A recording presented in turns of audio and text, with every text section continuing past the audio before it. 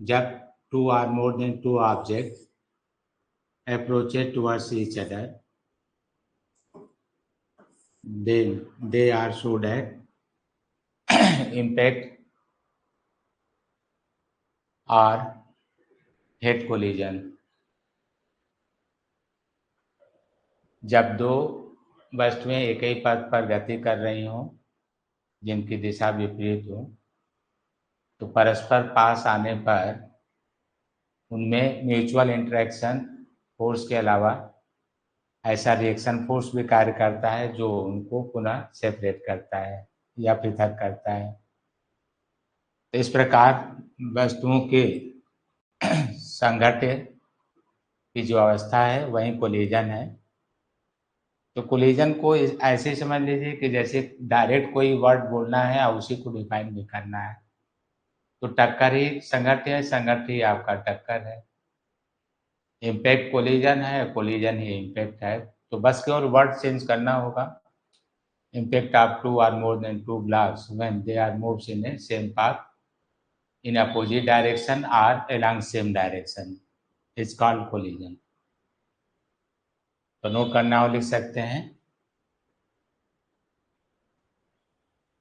अब कोलिजन के लिए कोई जरूरी नहीं कि वो डायरेक्शन सेम ही हो, अपोजिट हो, सेम डायरेक्शन भी हो सकता है, बस स्पीड अलग हो। जैसे आप u1 मान लें और इसको u2 ले लें, मास m2 है, यहाँ पर speed of u1 greater than by u2, आप ऐसे ले लें, u1 स्पीड ज़्यादा हो u2 से, तो यहाँ पर भी कोलिजन होगा। तो एक लाइन आपको मिला,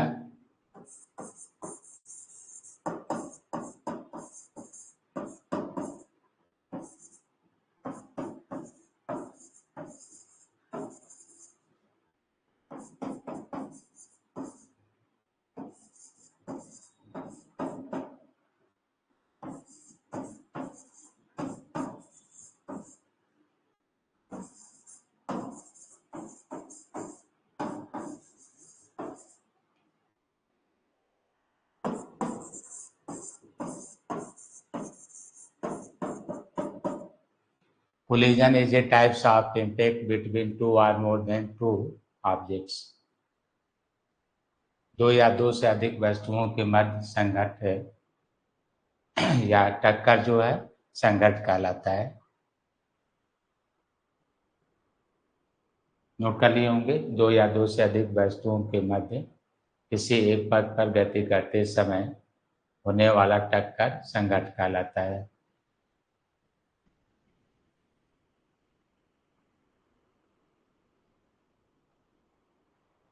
अब कोलिजन जो है ऑब्लिक भी हो सकता है, तो आप नीचे लिख सकते हैं टाइप्स ऑफ कोलिजन।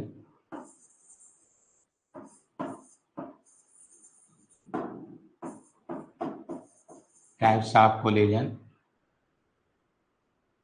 तो संघट्ट के प्रकार क्या होंगे, तो आप इसको नोट कर सकते हैं टाइप्स ऑफ कोलिजन।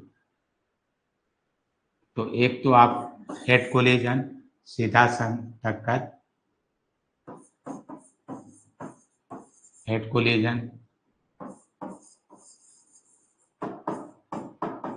और दूसरा आप याद कर सकते हैं ऑब्लिक कोलिजन, ऑब्लिक कोलिजन। तो सीधा संघट्ट और तिर्यक संघट्ट वाला जो हम लिखे हैं उसमें सीधा संघट्ट,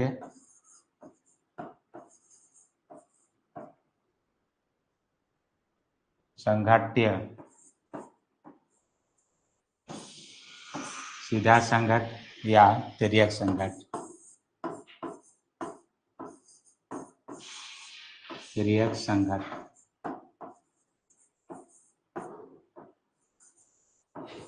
इस तरह से दो आप पढ़ेंगे। तो पहले हम स्टार्ट करेंगे हेड कोलिजन और फिर इसके बाद ऑब्लिक कोलिजन। तो पहले आप पढ़ेंगे हेड कोलिजन।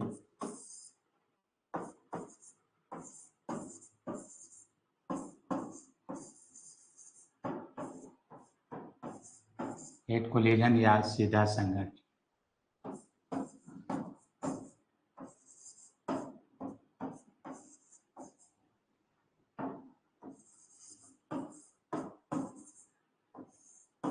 सीधा संघट, तो इसमें अभी डिफिनेशन बताया था कि object two or more than two block moves in same path along same direction or opposite direction, then their impact is called head collision। तो इसमें आपको 2 ब्लॉक्स बनाने होंगे, जैसे ये M1, इसकी वेलोसिटी U1। आप दूसरा ले लीजिए, जैसे इसकी वेलोसिटी मान लीजिएगा U2। अब ये अपोजिट डायरेक्शन है लेकिन सेम पाथ है, तो ये हेड कोलिजन होगा। अब और देखना तो ये भी होगा, जैसे कोई ब्लॉक मूव कर रहा है, इसकी इनिशियल वेलोसिटी u है, मास m या m1, और कोई ब्लॉक रेस्ट में है m2, इसकी वेलोसिटी 0 है, इनिशियल वेलोसिटी इसकी 0 है, u2 0 है, इसको u1 ही मान लीजिए। तो इस तरह से आप कह सकते हैं कि यहाँ पर हेड कोलिजन होगा, क्योंकि उसी के पाथ में रखा गया है। तो ये फर्स्ट यहाँ पर हो गया हेड कोलिजन का, यहाँ पर भी हेड कोलिजन हो गया। लेकिन एक कंडीशन और आप ड्रा कर सकते हैं इसमें, जैसे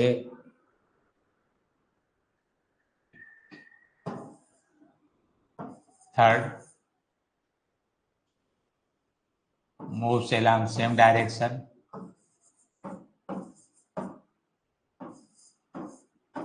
same path, but u1 greater than by u2।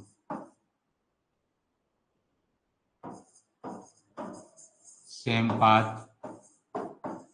Same direction, तो इसमें ऐसे दिखा सकते हैं, same path same direction, u1 greater than by u2।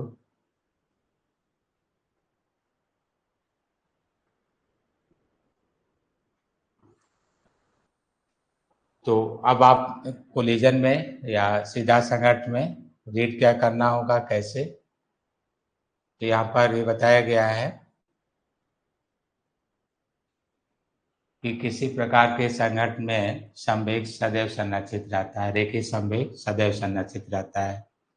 तो आप नोट करके लिखवाए भी हैं, नोट करके फिर से दोबारा लिख भी सकते हैं। For any types of collision linear momentum is always conserve, लिख सकते हैं for any types of collision, for any types of collision linear momentum is always conserved।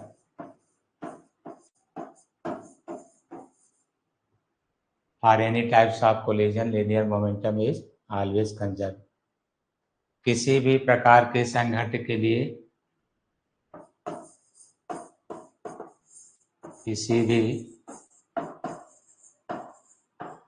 प्रकार के संघट के लिए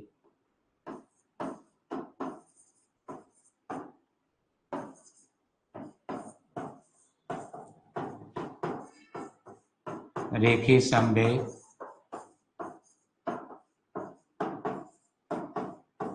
सदैव संरक्षित रहता है।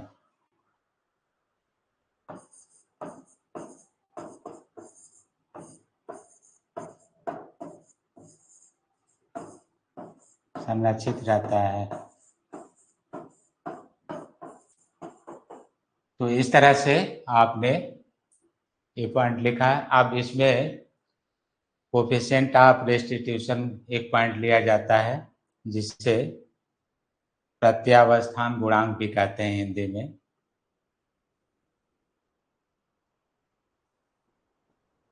तो आप दूसरा नोट पैड करके